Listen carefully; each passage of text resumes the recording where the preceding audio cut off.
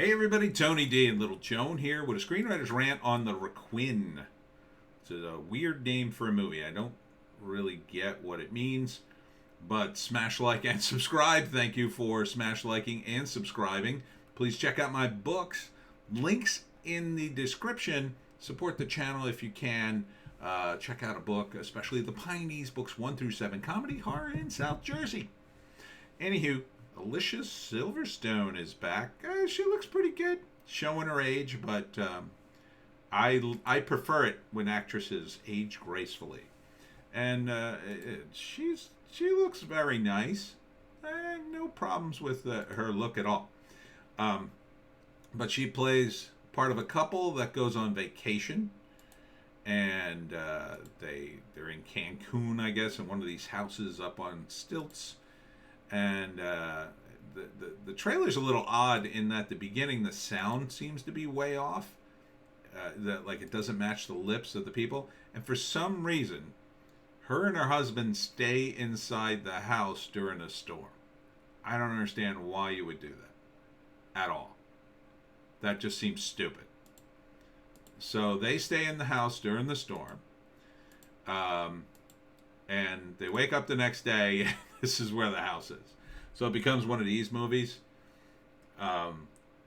So it becomes a survival movie on the sea. And I hate these movies because personally this is a nightmare for me and I don't want to ever be in this position. And he's injured, and slowly but surely they use the various resources of the hotel room, or whatever you'd call it, trying to survive, eventually lighting it on fire in order to try to signal the people, I guess destroying it, destroying the integrity of the house, and then eventually they end up floating, and then the sharks come because he's injured, and then she has to battle the sharks. I think they kill him. I think they totally kill him, and it's just down to her fighting the sharks underwater, or saving him. I don't know. I don't think she could save him. It's called the Requin. I assume maybe that's the name of the house, right? Because they call it different things. Written and directed by Levon Kiet. I don't know. I don't know if I believe this whole premise. I have a problem with this entire premise. But let's break it down. Do we have a date on this movie? I assume it comes out soon. So first act, they go on vacation. It's all very nice. Everything's great. They're having a great time. Right? Yeah, a great time. We're in paradise. Hooray! Second act, storm's coming. And you're going to have to do quite a song and dance for me to make me believe why they would stay there. Because look, they got cell phones. This takes place in the modern day. You look at the weather forecast. Ooh, we got a bad storm. I don't want to stay here. I'd be out. I'd be out and back, way back inland. Because it's a big storm. They can predict a big storm like this. A storm big enough to destroy the house? Yeah, absolutely. To flood? I mean, they got safety measures. I mean, I'm sure the rest of the other guests, they all left. A big enough storm to unmoor the house? Sure.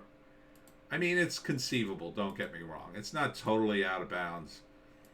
But it's also unlikely that if the storm's big enough to knock the house off its moors, that it wouldn't just destroy the house or gut the house of everything inside it, especially then. Like some of the furniture might survive not getting pushed out, but they wouldn't. They would get pushed out with the water. I mean, imagine two bodies and the house just keeps getting flooded and flooded over and over again and again and again. You wouldn't be able to stay in there. Eventually the water would suck you out. But again, okay, let's say I buy this premise. These people are stupid and they stay in the house because they're panicky tourists and they were told to stay in and they're dumb enough to listen. Okay. And it just so happens it gets knocked off. Maybe it's made poorly. Gets knocked off its foundation. Goes flying off into the ocean. Okay. Let's say I buy into all that. You're telling me they're not going to be found in the house? They're not going to be found. They would be looking for the house. And if they saw the floating house, they'd have to conclude, well, the house is in one piece. Maybe there's people in it. Maybe. So they have a scene in the trailer where a plane passes over. I would think the plane people would go, oh, is there anybody on that house?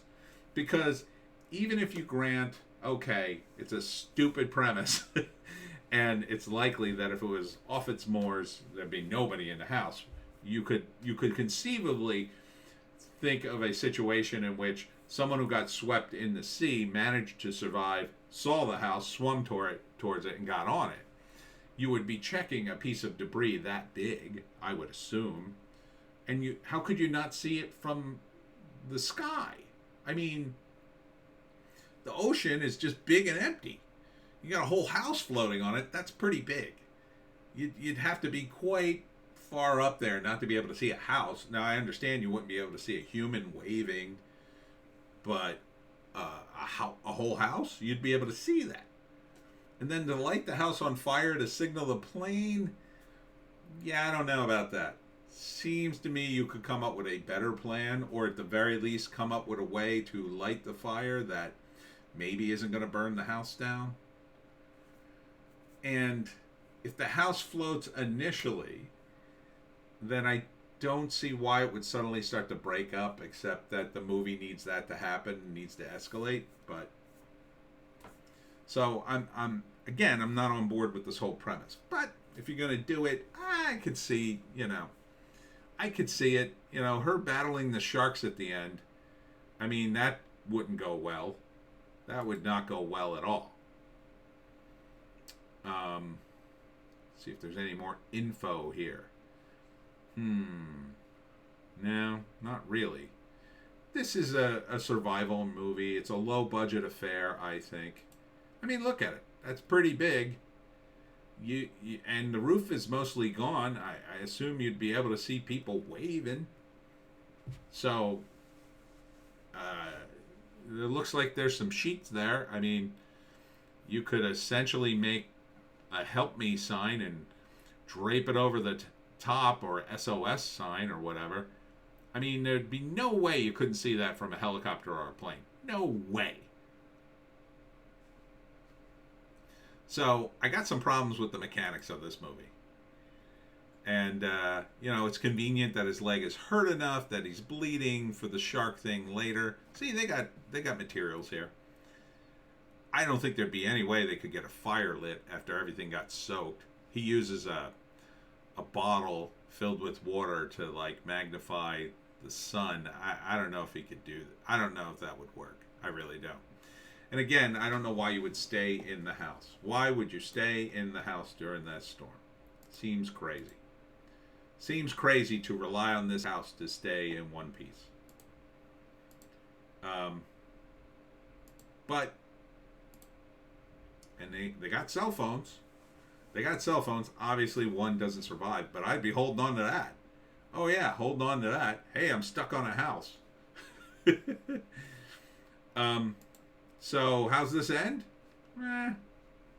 First act, vacation. Second act, survival. Third act, battling the shark. Probably ends with her dying. I don't know. That's kind of a downer ending, so probably not. She survives. Husband dies. Strong woman. I don't know. I mean, how are you going to do a sequel to this movie? Requiem 2. The tide comes back in. Oh, I'm not staying in that house again. Well, will you stay in this house? Well, just for a few minutes. Oh, I'm so tired. Let me fall asleep. Oh no, I'm back on the house again. Yeah, I just don't buy in this thing. But it's an interesting premise, I guess. Maybe if it was a houseboat. Maybe. Or maybe a converted houseboat. Like, it was converted into one of those houses on the pylons. Then I could be like, all right. And it could still sink, too. So, I don't know. This whole thing just seems ill-conceived. I mean, I don't think it'll be an unentertaining movie. Don't get me wrong. I think it'll probably be exciting to watch. I mean, it's shot well. Alicia Silverstone's okay. You know, she's trying to do the more serious actress thing. So, I mean, I think it'll be. It doesn't look stupid. I mean, the premise I don't like, but the execution looks as smart as you're gonna get. So, her battling the sharks at the end, I don't know if I really buy that. It must have been a pain in the neck to shoot this thing, though. Oh man, the hours you must have to spend in the water to shoot a movie like this. Here she is battling the sharks. Now I wonder if they're, obviously I guess they're not actual sharks, but I guess they got prop sharks, or do they do it all CGI, I wonder. Probably CGI now. See, blood in the water, you're done. You're toast. They're both toast. Both toast in that scenario. So if you could suspend your disbelief, check out the Requin. I don't like the title at all. the Requin. The title is very problematic for me. Sorry. That would be my number one issue if it wasn't for all the other things. That title is awful. It's hard to pronounce. I don't know what it is. What would I call it? Stranded, something like that,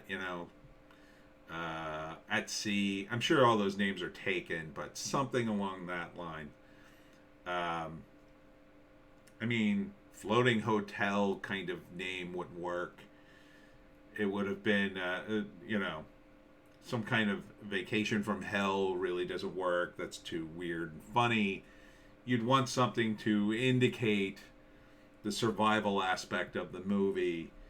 I mean, you could name it. I assume that's named after the hotel. You could name it after the hotel, but I wouldn't call it the Requin. I would call it, if I was going to name it after the hotel, I would call it like the Phoenix. Right? Because that, or the Phoenix Room. And maybe if you called it the Requin Room, that would make more sense to me. Right? Because the hotel, the room is, the little house is essentially one room. Yeah. If you added the word room to it, then you're selling me.